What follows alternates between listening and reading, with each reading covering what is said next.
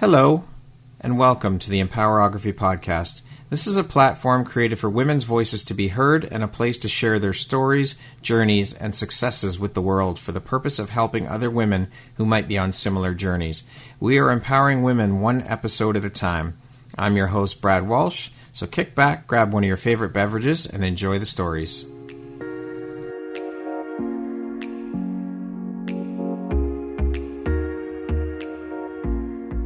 If you're looking for jewelry that makes an impact on your self-care routine and your style, Empowerography would love to offer you a discount code to one of our exclusive partners, Quartz and Canary Jewelry and Wellness Company.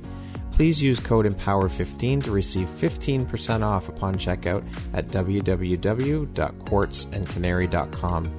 Quartz and Canary is truly the place where spirituality meets style. Hello there, Brad Walsh here, your host of the Empowerography Podcast. Today, my guest is Margo Sage. She is the owner and founder of Margo Sage Health and Wellness and an international best-selling author. How are you doing today, Margo? I'm great, Brad. How are you today? I'm doing very well. Thank you so much for taking the time to be here today and share a bit about your story and your journey. And I appreciate you, and I'm honored and happy to have this opportunity to sit down and speak with you and have you as a member of the Empowerography community. I appreciate you, so thank you. Well, you're very welcome. I appreciate you and all that you're doing to empower women. It's absolutely wonderful. So thank you. So let's jump right in. Margo, as I mentioned, you're the owner and founder of Margo Sage Health and Wellness. You are a certified mindful meditation coach, certified hatha and restorative and kids yoga instructor, an author of an international best-selling book, and last but certainly not least, you're a mother. That is one hell of a lot of hats you wear.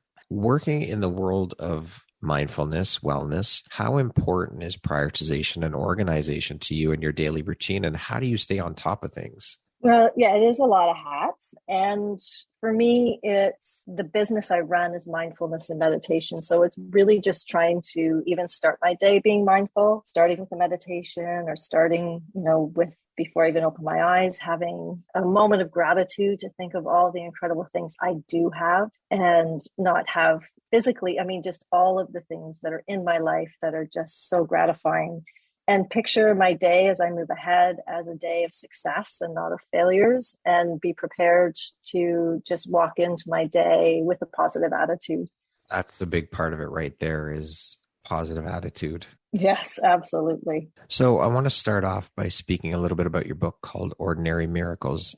Now, I know through previous conversation with you that you and I had that this book was born out of or inspired by your own personal loss or tragedy. Can you share with us a little bit about that story, a little bit about your personal loss and your personal story? Absolutely, Brad. So the book, Ordinary Miracles, and the subtitle for the book is Life After Loss. So that really tells you a little bit about my journey, even in the title of my book. 14 years ago in 2007, I was married to an incredible man. We had an incredible life, and we had just had our first child. And on November 30th, 2007, we lost Bane to a reaction and through anaphylactic shock and heart disease at the age of 35.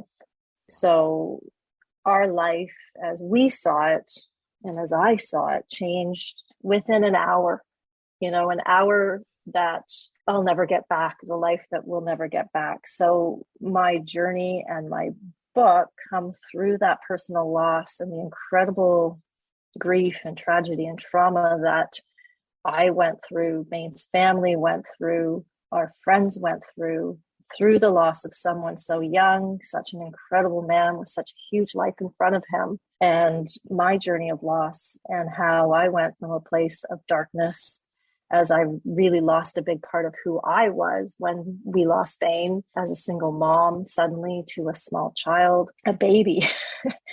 and just the book is about the journey and taking myself from a place of complete brokenness to a place where I am now, where I'm living a very full, loving, kind, compassionate life.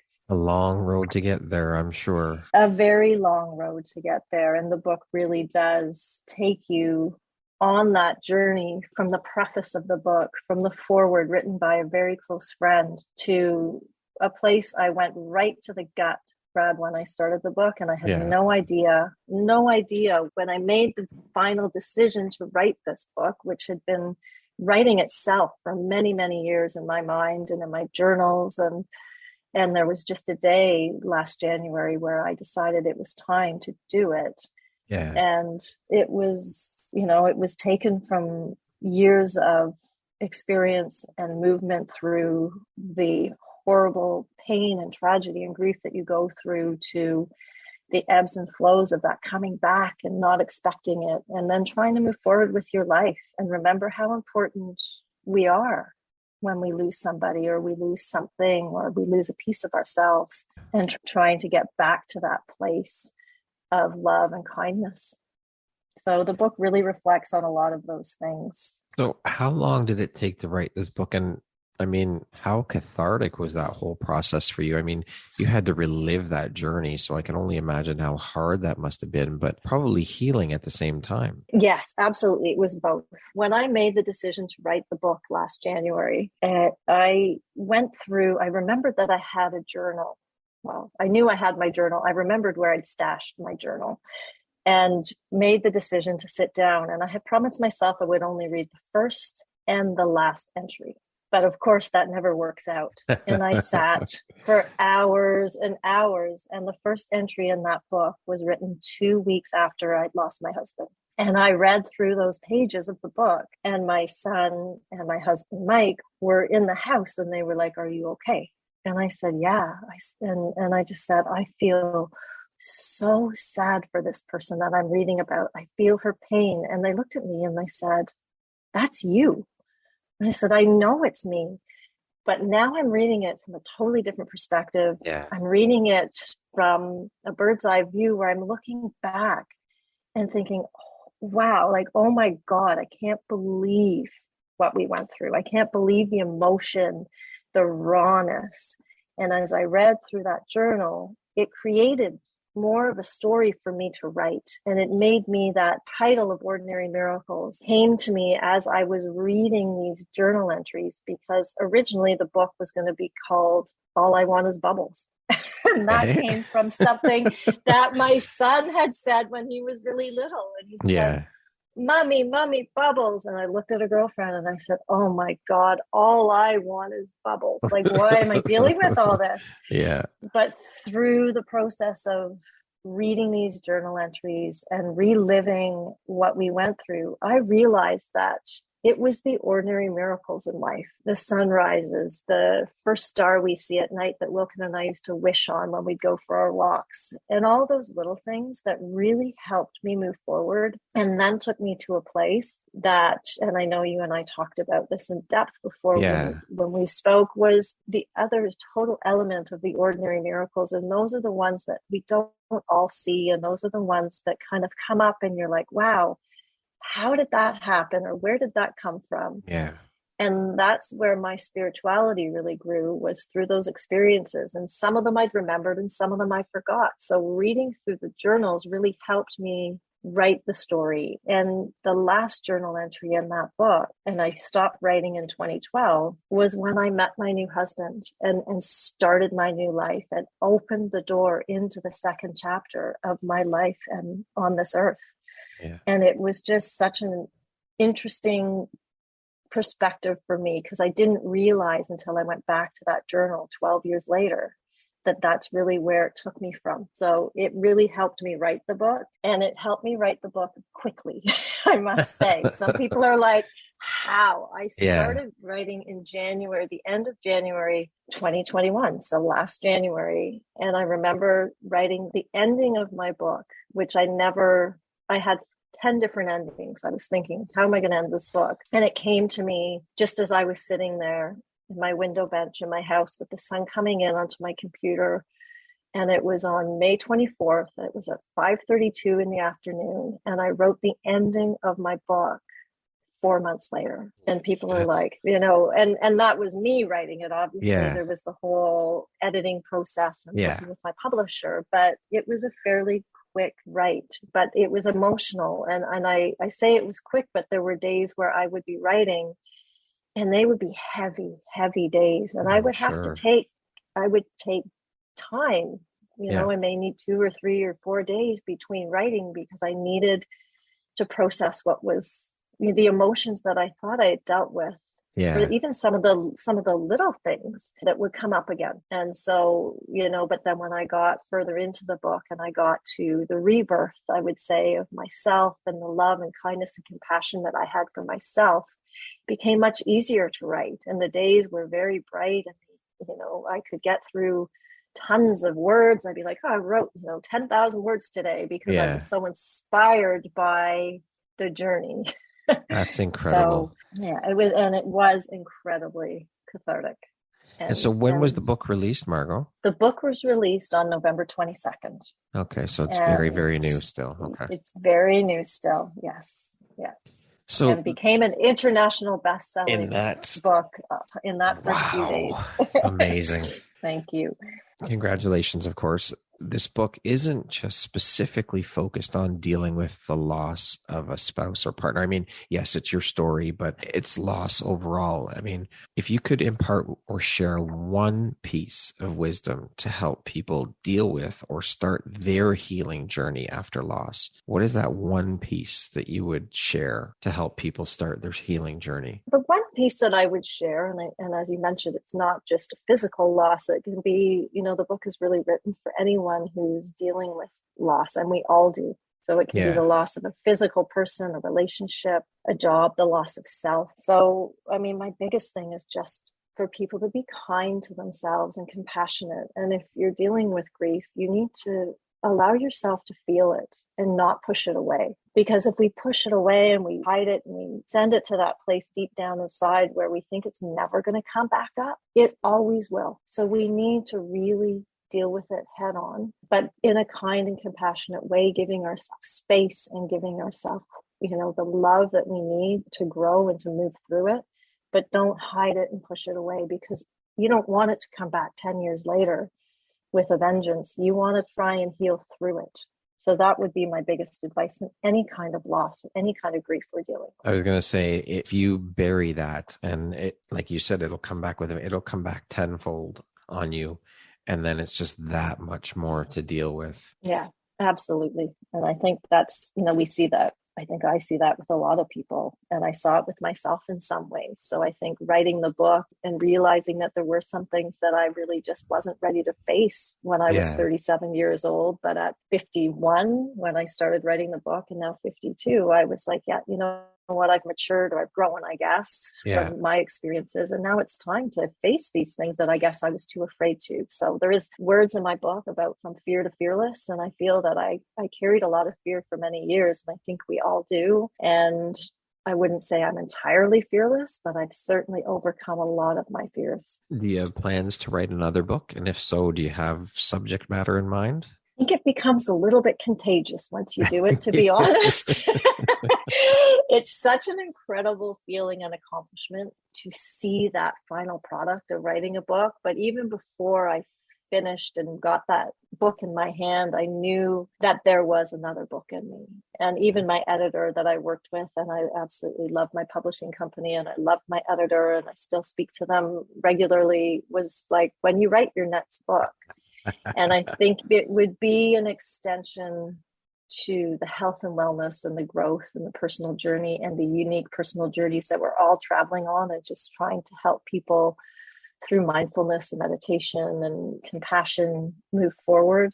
Yeah. There's also a story that I write about in my book about Wilkin, my son, when he was 4 years old. And he and I, from that story, have come up with the idea to write a children's book series and co-author it together. Oh, that's amazing.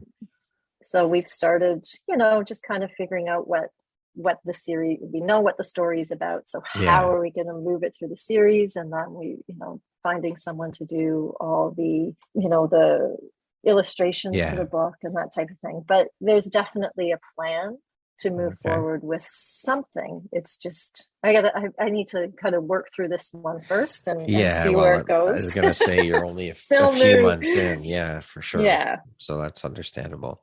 Margo, how did you get yourself through that first year or so? I mean, who did you have to lean on for support and help? You were left with an infant child and you had no choice to get up every day and still be a mom for him.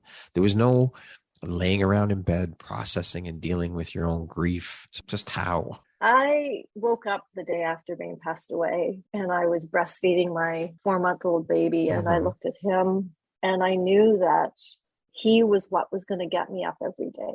And, I really tried hard for him not to see my grief.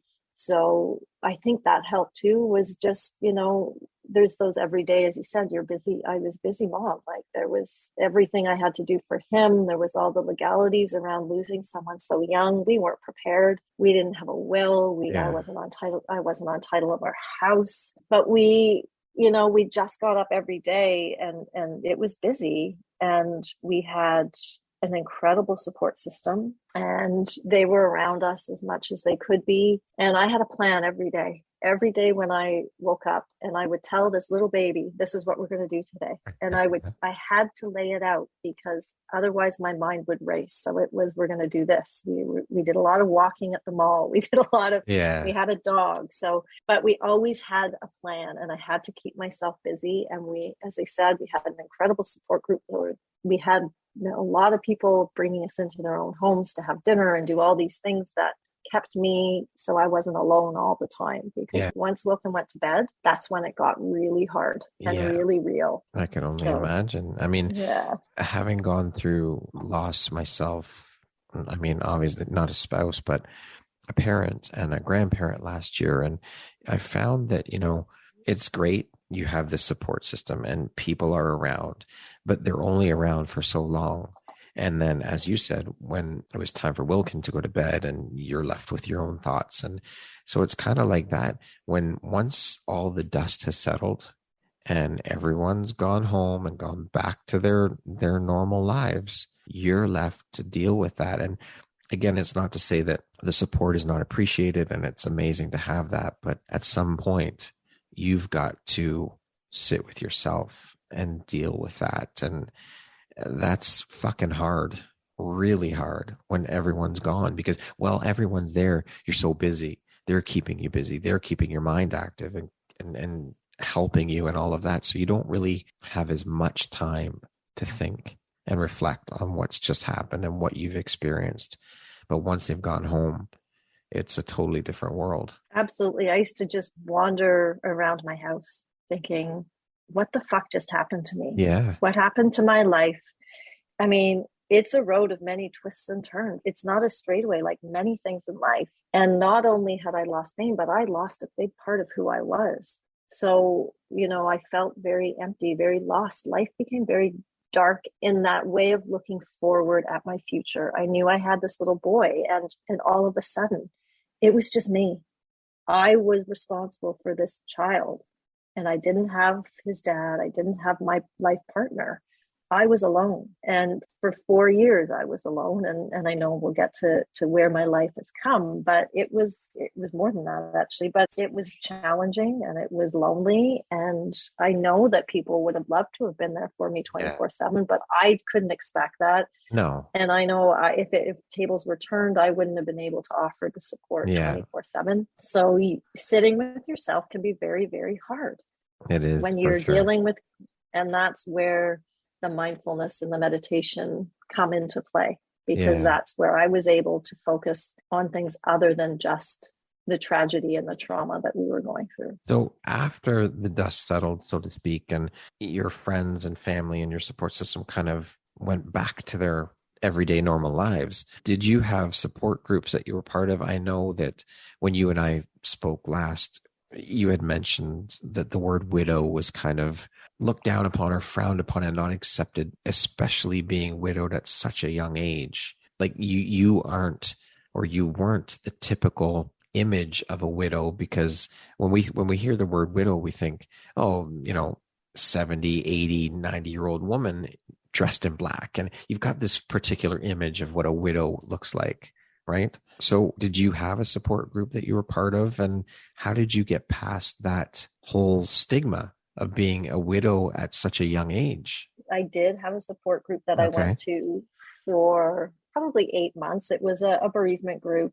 And it was all parents who had lost a spouse that had children. I was the youngest and I had the youngest child. And I did find it helpful for a while. I found the one-on-one sessions were not as helpful, to be honest. I found the group sessions were very helpful because I realized I wasn't alone in my grief and in my loss. And there are still people from that group 14 years ago that I'm connected with, which I think is wonderful. But once I stopped going to that group, I didn't look for that support from others that were going through the same thing I was. And I wish I had.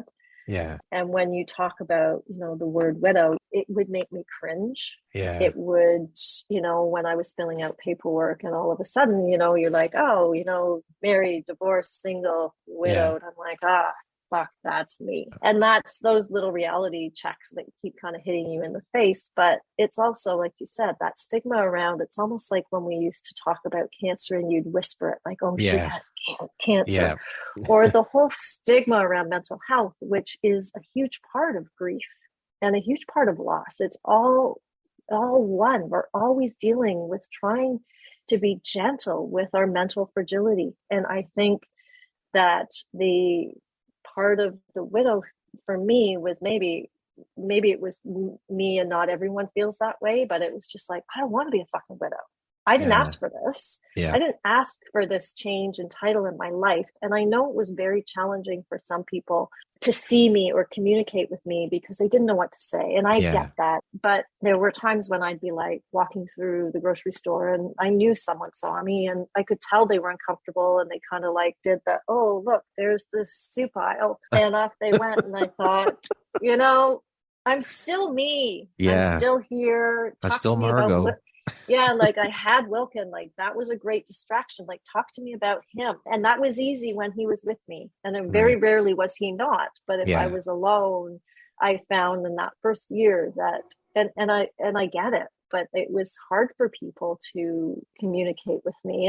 And we were a big part of the community and Bain was a really big part of the community. So for him, his loss at such a young age, it was very impactful to the community around us. So I get that people, may have been a little bit more uncomfortable with what do you say? What do you do? But I am now part, and I was introduced to an incredible group about 3.5 years ago, called Soaring Spirits International. Okay. And they are a group for the widowed community, created by the widowed community. And the woman that started it lost her husband a year or two before, I think 2 years before I lost Bain. We were the same age. And she was looking for that community and she found it and she's created it and she's built it. And so I've become a part of that community and have started speaking at their annual conference, teaching restorative yoga to the people that have lost. And now I feel it still helps me. I still find it as part of my healing journey, but it also is very empowering and makes me feel that I'm doing my life's work when I have the opportunity to teach a group restorative class and then get that message after saying, oh my God, it was so helpful. Just to be a part of it and to being a part of the change, the positive change in their lives that they're seeing. So it was years later that I realized that this group existed. I wish I knew about it, but now I can guide people towards it if they have lost recently or even 5 years ago and are still looking for that community, because I found it many years later and my life is very different now. I was just going to say, you didn't find it till later on. So beautiful. So how was it then for you raising your son on your own before you remarried? And at what age did you tell him about his father and what had happened? And how did you tell him? I mean, I can't imagine how incredibly tough that conversation must have been for you, for both of you. Yeah, no, absolutely. So Wilkin was 4 months old when his father passed away. And as I said before, like when he was little, those days were hard and they were long. But we had a huge support group and that made a big difference for me.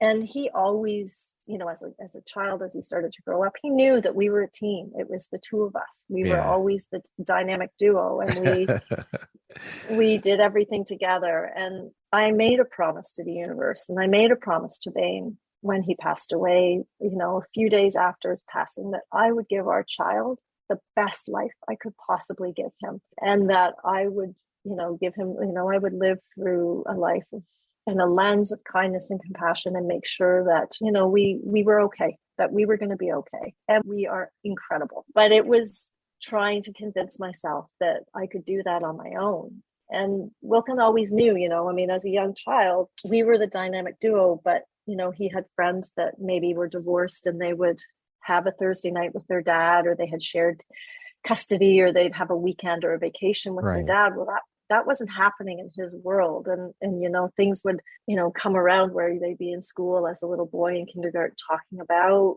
dads and families. And he would, I think he would he was really good about it actually, but he would draw photos and he would draw pictures of he and I and our dog, and just never really questioned it, but knew, that there was a difference between what his world looked like and what their world looked like. And that world, now in this day and age, there are so many different family dynamics that I don't know that kids question it quite as much as maybe we did when we were kids. Right. But there was a day I remember when he was about 3.5 years old, and we were up at our cottage and we were out for a walk with our dog. And there's this old, really cool barn right by our cottage. So I said, yeah, let's go over and check it out. And we were just there. This was one of our ordinary miracle days, actually. We were sitting on a stump near the old barn, and a monarch butterfly came flying by, just was kind of circling us. And out of nowhere, he said, "Is Daddy in heaven?" Wow. And I'm not a religious person, but I have very, very strong spiritual beliefs. But the easiest thing for him to picture in his little mind was that, yes, that's where he is. Yeah. So I just said, yes, Wilkes, Daddy Bain is in heaven. And he's always looking down on us. And we are so lucky because we have the most incredible guardian angel looking out for us. And we still look at that. Like, it's still that we have this guardian angel that is, and when I look at the things that have happened over the last 14 years, he is a guardian angel, because I've gotten where I've gotten from my own courage and my own resilience, but I also feel that there's always that little hand that's holding me up. Yeah. Or if people read my book and listen to the soundtrack that comes with my book, he is my bridge over troubled water. Yeah. You mentioned the soundtrack. Can you just speak briefly about that, how that ties in with the book and how that came to be? Absolutely. I know we didn't get to that point. That's but it's a very important point. Yes.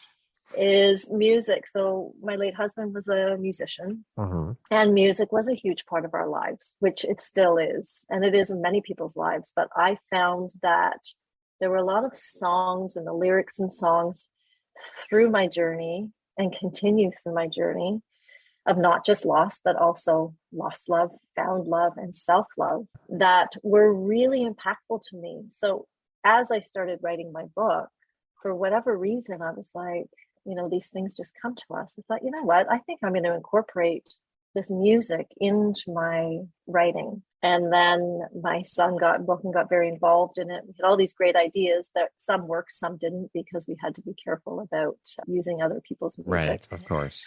But the whole copyright. But I ended up making a Spotify playlist with the songs that were very impactful. And as you read through the book, I always refer to how the lyrics of these songs were impactful in my life. I have a few of the lyrics written, and then it just gives a person the opportunity as they're reading to stop, listen to the lyrics. And I think it's very empowering, and it's very powerful to hear the music and really listen to the lyrics. So that's where the soundtrack came from. It's a brilliant idea. I love it. I still listen to it quite often, and it still gets me. It's still I get emotional. Some days I cry. Some days I'm like, wow, when my husband runs, and every time he runs, he listens, that's my playlist. That's my running playlist. I love it. So, and so it's been, so that's where the music and the playlists come from. Beautiful. Margo, how has this experience, or all of these experiences surrounding all of this,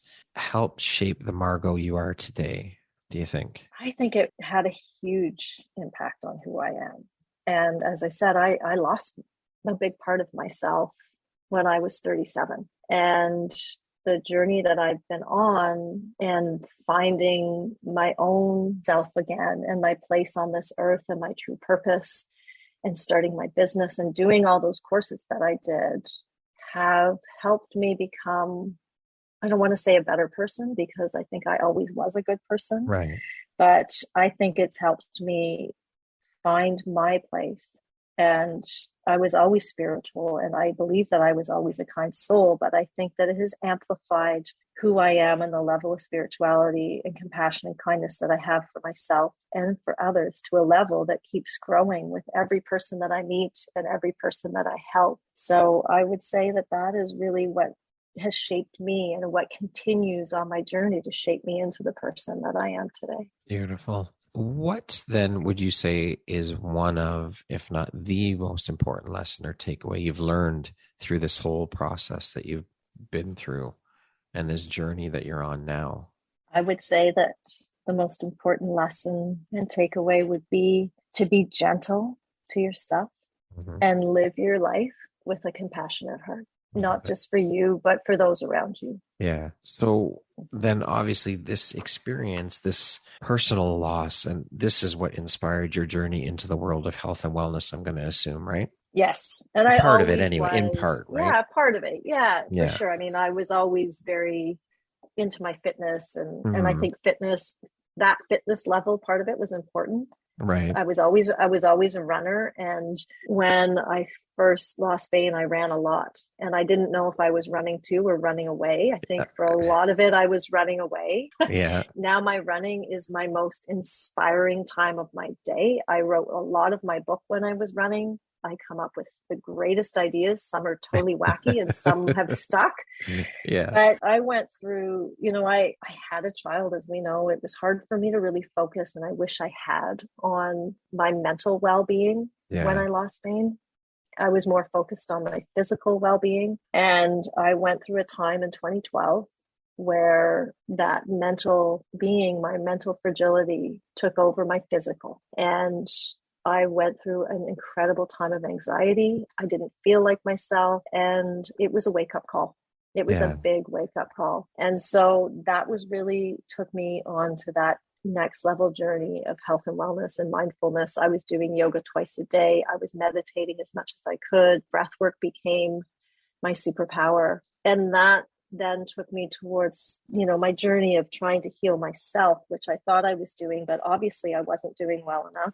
Right. For the many years of carrying that constant being in that high stress, my cortisol levels were racing. I was living like my sympathetic nervous system was just like in complete shock. There was no relief to the stress that I was carrying. Yeah. Being, also working full time and trying to support us and all the other things added on, that's when I realized that it was time to take care of myself. And I kept saying to my husband that, to my husband, Mike, who we can talk about in a moment, but I kept saying, I feel like I need, like, something else is coming, that I'm going to be doing something for myself that's going to help others. And I want to start a business.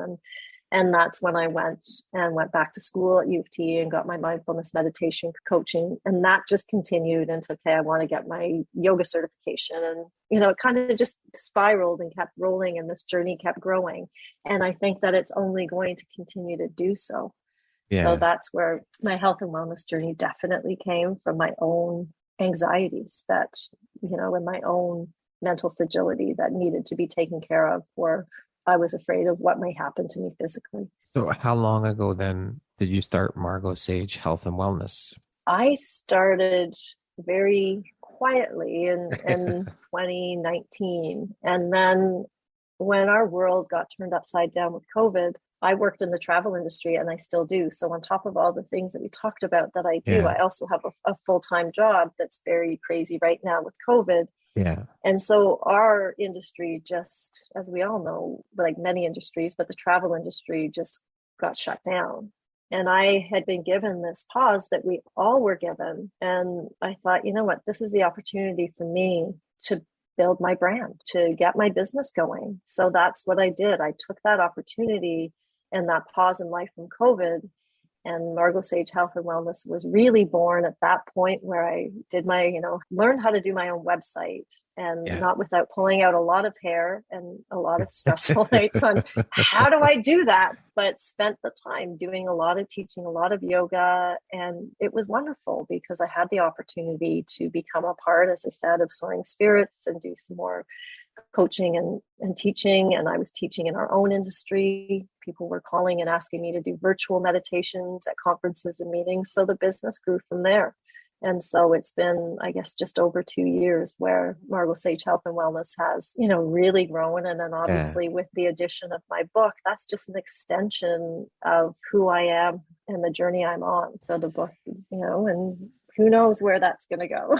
And so how has the adjustment period for Wilkin been, getting through this for him, as well as having your new husband, Mike, in the picture as well? Like, how has that been for the three of you as a dynamic, as a family dynamic now? It's been really easy and really amazing because I have 3 actually boys, men in my life.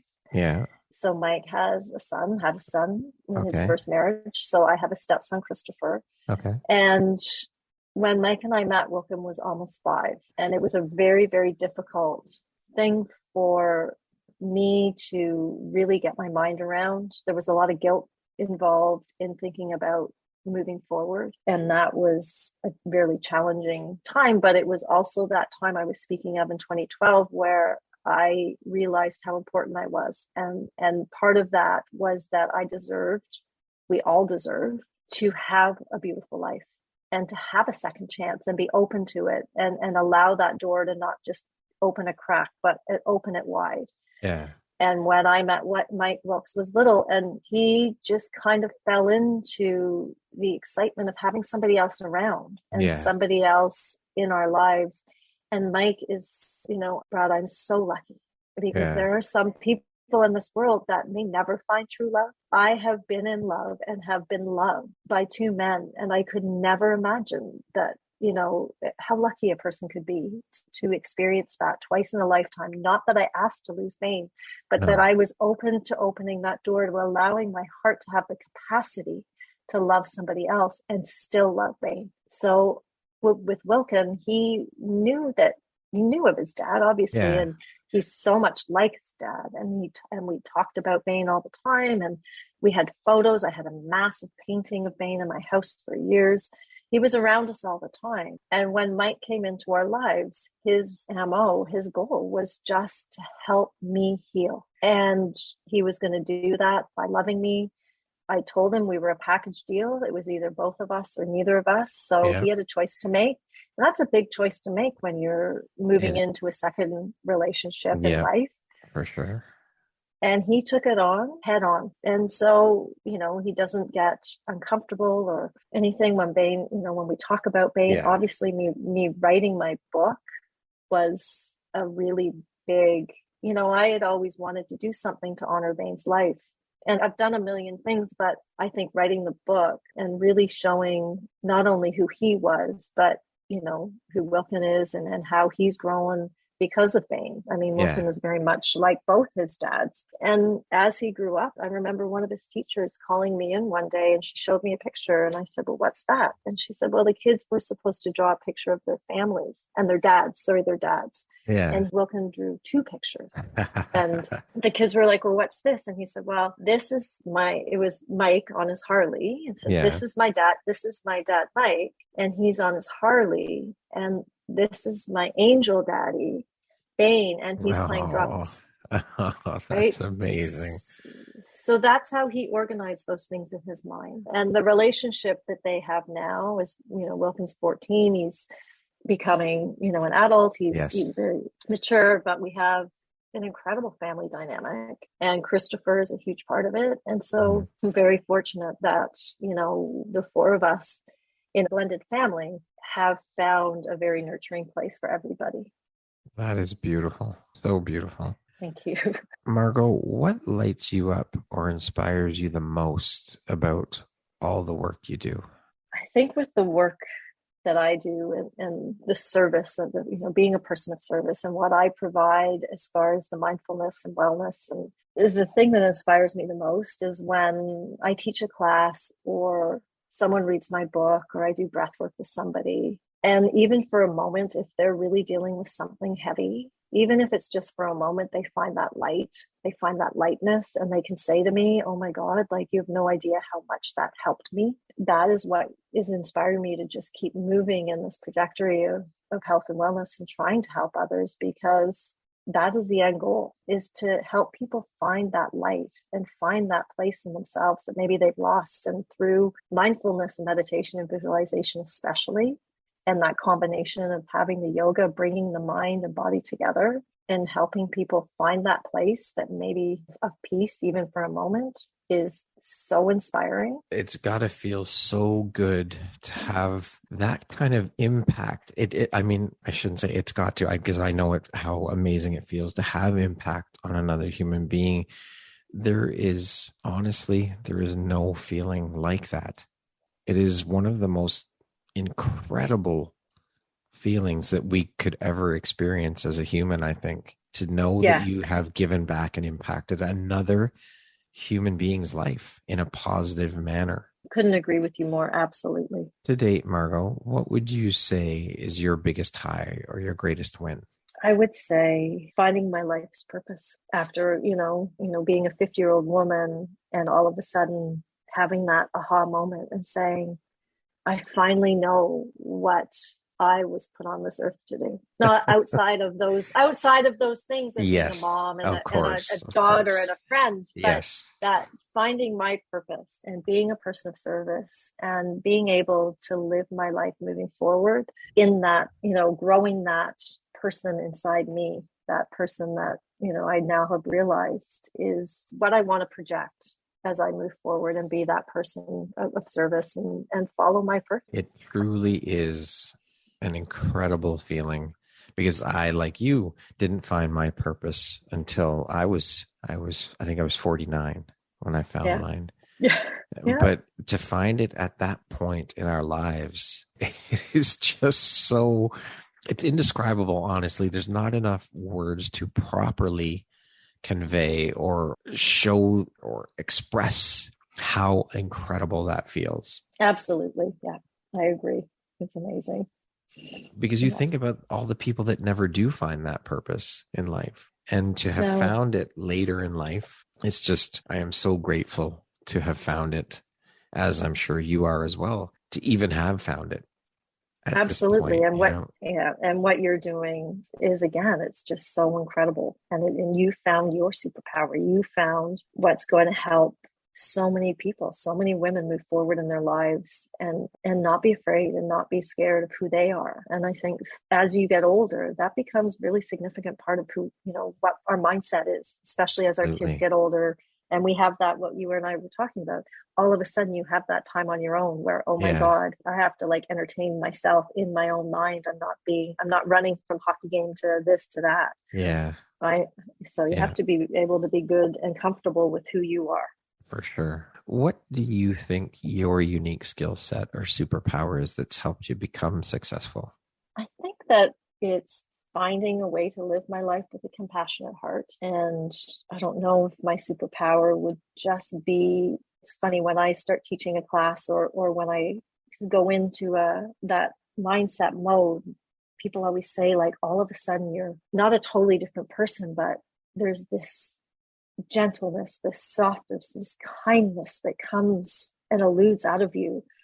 And that is important in what I'm doing and what I have found as my life purpose. So I would say that is probably my superpower, is that just I go within so deep when I'm teaching others to go in deep, that I'm going there with them. Transform. Yeah. It's like Clark Kent going into the phone booth. Yeah, exactly. Exactly. You've got Super Margo. Maybe that's it. There you go. I like that analogy. That works, I think. Yeah. Thank you. Speaking of success, Margo, how do you define that word? What does the word success mean to you? I think it goes right back to what we were talking about. Is, for me, success is seeing what I'm doing my life's purpose, helping others. It's not a monetary thing. It's all the little wins along the way. It's having people tell me, that if I teach 1,000 people and one person feels that light or feels that peace, I've won. That's success to me. What would you say is one of the most important things you've learned in your life? And what was your life like before you learned that? And what was your life like after you learned it? I would say the most important thing that I've learned in life is to allow yourself the space, especially with healing, to heal. I come back to it quite often, but being kind and being compassionate to yourself. What I have learned is that one of the most important things that we can all focus on, and some people may think it sounds really hokey, and some people may look at it differently from an arrogant side of things, but it's right. Love yourself. If you don't love yourself, if you aren't comfortable in the skin you're in, if you can't sit with yourself and be kind, then you need to really sit back and focus on those healing processes of breath work and all of those things. And I have learned that loving myself is only going to help me move forward with a compassionate heart. And it comes out in everything we do. But if you can't love yourself, it's hard to show and share and teach those learnings to people like children. If an adult doesn't care or isn't kind to themselves, the child is going to mirror that as they get older. That's right. I mean, everything we are, self is the foundation for absolutely everything in life, everything. And then everything just emanates out from that. So you have to love yourself. It's an integral part of life. You need to. Absolutely. Otherwise, you're doing yourself a huge disservice. Yeah.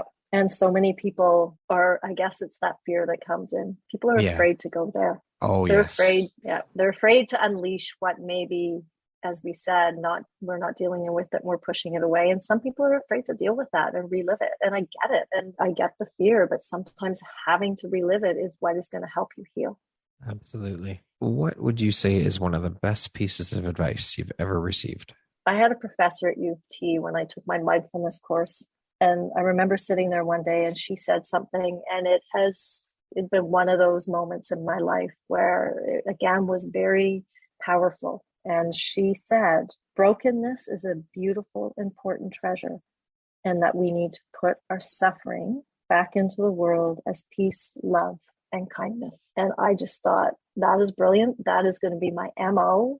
And I am going to do that. I am going to take my brokenness and I am going to put it back into the world in that form of peace, love, and kindness, and try and help other people move forward from their brokenness. Fucking powerful as hell. Wow. Incredibly powerful. Yeah, it was pretty amazing. The things that stick with us, right? As we move through on our journey, but they're powerful moments. Yeah, absolutely. Margo, what drives, motivates, and inspires you to keep going and to keep pushing and excelling at all that you do? I'm a very determined person.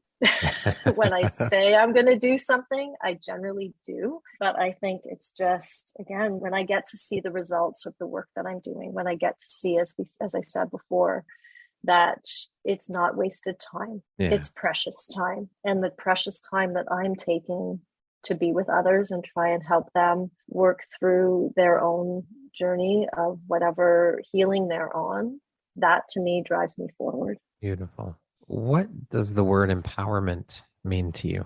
I think the word empowerment for me, a big part of empowerment is finding the courage to take the journey and find the strength and the confidence to share what you want to share with the world. There's always that fear of what if, and I don't know how. And at some point, we need to try and find that courage really deep down inside of us and say, I'll figure it out. And that in itself is very empowering. So the courage that we find and the resilience and the strength to feel that, yes, we have something to share and we want to empower ourselves as we empower others, it takes courage. You had courage, Brad, to do what you're doing. So I think they're very similar in many ways, is you need to have the courage to feel empowered and empower others. So that's, how I would see it in my world anyway. I think it's very life, true. Yeah. And life writes incredible stories. It does. And I think, being able and finding the courage to tell your story is empowering, and it empowers others. Absolutely. So, it's finding that courage, and I laid it all out there. So I had You did. I sure did. I needed to be prepared. Yeah. To let the world know who I was. And I'm 2.5 months into my book being read by thousands of people, and I'm okay with it. Yeah. I'm still okay with it. I'm not thinking, holy shit, what did I do? I'm thinking, yeah, you know what? They may be looking at me a little differently because they probably know more about me than they know about a lot of people. But the whole purpose was for those people that came to me and bought 5 more books, because they had 5 people that had to read it, because they needed to move forward on their journey. It's bigger than you. It's bigger than your story. It is, and not to take away from your story at all, but it's bigger than you. And I applaud you for the courage and strength it took you to write those words and be so vulnerable to put your story out there into words for the world, essentially, to read. Yeah. So I applaud you for that. Thank you. Yeah, it took a lot, but I'm sure. But it's done. It's out there. There's no going back now. No, there's no going back now. But, okay, we're going to jump into a little rapid fire section here. So the next absolutely. So what is the first thing you think of when I say the word future? Growth, personal growth, my personal growth through business and family. And I just see a trajectory of growth when I look in the future. How would you like to be remembered? For my compassionate heart. How would you describe yourself in one word? Resilient. If you could teach the world one thing, what would it be? Be kind to yourself and others. What's one thing you want but cannot buy with money? A 24/7 peaceful heart. If you could change one thing about the world, what would you change? I wish that I could take fear away from people's lives. And we all go through things with trauma and personal experiences. Yeah. But the fear of moving forward, I just wish that I could take that pain away from people. What would your family and friends list as a couple of your best characteristics? I would say dedicated, kind, strong, and weak. I would say that weak would probably be one of my best characteristics. I'm not afraid to show my weakness. There you go. That's it right there. That concludes our rapid fire section. Now back to our regularly scheduled program. Margo, what does the best version of you look like when you close your eyes and imagine it? Always living in a place of peace, but knowing that that is a very challenging thing to do in this world that we live in, this ever-changing world that we live in. I would say always being able to find my way back to that place of peace and love for myself. What is an unexpected occurrence in your life that you're grateful for? Finding the incredible capacity of my heart and knowing, as I mentioned before, that even though I lost someone that I loved so deeply, I am able to do that and love somebody else with the same vengeance. Our heart, it's like when you have a child, your first child, you think, I will never be able to love another child, and your second child, and your third, and your heart just keeps expanding and growing. And I think that was the greatest blessing that I could have ever realized in my life. Can you tell me about a moment when a person's kindness made a difference in your life? There's been so many. We have had a community of kindness, and we've been so lucky. But there was the minister at Baines Church when he passed away. And again, I wasn't a religious person, but she really took me under her wing that first couple of months. And she provided some grief counseling before I went into the group that I was in. And her kindness was just so genuine when I needed it the most, that she really still stands out in my mind as one of those incredible people that hitched onto my wagon right when I needed it to help me. Who in your life has had the biggest impact on you and why?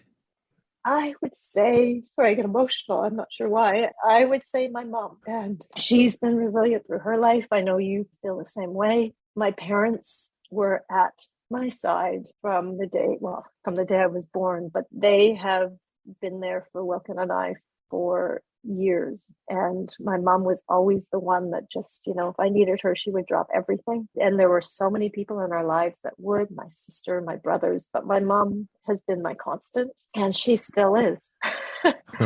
So I would say that she's had the biggest impact on me and who I am and what my why and my purpose are. That's what mothers do. I mean, you would do Yeah, that for Wilkin, right? 100%. I hope So he would say the exact same thing. I'm sure he would. I'm sure he would. If you had the opportunity to sit down and have a 1 hour conversation with one woman, any woman in the world, who would it be and why? I had two answers, but Okay. I'll go with one and explain the other. I'm going to go big and Okay. say that if I had the opportunity, I would love to sit down with Oprah I knew and it. talk I to knew her it. because she has come from a place of nothing. She Right. lived a life that we all know lived in a life of poverty, and she has turned herself into this incredible icon. Yeah. But she also is got the most kind, compassionate, beautiful heart. And she's very spiritual and she's very giving and she's very kind. And I love to just picture myself being interviewed by her in her beautiful garden. That would be someone of influence that I would love to sit down with. But I would also love to sit down with my younger self for an hour. I like that. And have a conversation about, trying to not protect myself, but prepare myself for what may be coming and start that journey, remind myself as a younger version of me to start that journey of love and kindness and compassion in self, then to save myself from some of the hardships that I went through to get to where I am now. That is an incredible, I have never, ever had anyone give that answer. I think that answer is phenomenal. Absolutely phenomenal. Truly. I have never heard anyone answer the question like that. I love it. Thank you. I had to go Oprah first, though, although Yes, I may of have a course. conversation with myself. But I had to put that out to the universe because the universe may be listening. There and then you never go. know. The universe that is always listening. From her, always. Yes. I'm reading I'm listening to The Secret again now that dear Bob Proctor has passed away. So Yes. I'm back to that whole universal law. Yeah. Love it. So speaking of that conversation with yourself, if you could go back and give your younger self one piece of advice, what would that one piece of advice be? Just what I said. It would be, that being kind to myself. I was offered an opportunity from a friend's mom, who's still an incredible friend to me, and a mom and my best friend, to teach me how to meditate. And I was too busy. And if I look back on that now, I kick myself every time, because that would have provided me with the tools that I needed, some of the tools in my toolbox that I would have needed to move forward at a younger, at an earlier part of my grief. And I look back now and wish that I had just taken her up on it and not pushed it off as I don't have time for this. Lastly, Margo, if you were to deliver your last 30-second speech to the world, what would that last 30 seconds sound like? What would you say to your people, your community, your tribe? What words of wisdom would you impart? I could probably talk for 30 hours instead of 30 seconds. But if I had 30 seconds, it would be kind and compassionate to yourself and others. Be gentle to yourself on the days that are heavy. Celebrate the days when you feel fully alive. Don't take away someone else's superpower. Don't dim their light and don't hurt them.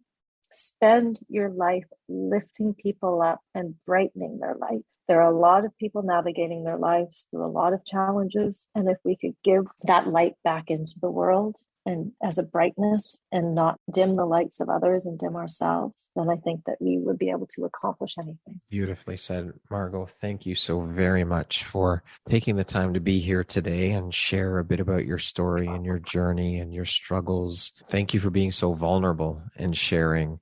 You are a truly beautiful soul, human woman. This has been such an incredible conversation. I've thoroughly enjoyed every minute of it, and I appreciate you. I appreciate you taking the time, and I am so honored and happy to have you as a member of the Empowerography community, and I applaud you for your strength and courage and resilience. You are truly an amazing woman. Oh, Brad, thank you so much. I can't thank you and say I'm so honored to have been able to have this time with you and to be a part of that community that you are continuing and will continue to grow. I think it's unbelievable. So thank you. Appreciate that. Once again, my name is Brad Walsh, host of your Empowerography podcast. Today, my guest has been Margo Sage. She is the owner and founder of Margo Sage Health and Wellness, and also an international best-selling author. Thank you so much, Margo. I hope you have an amazing rest of the day. Thank you. You too, Brad.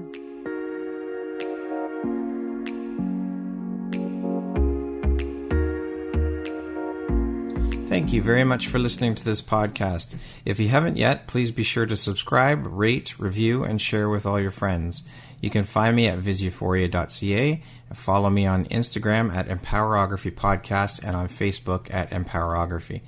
Please join me next time for another inspirational story from yet another amazing woman.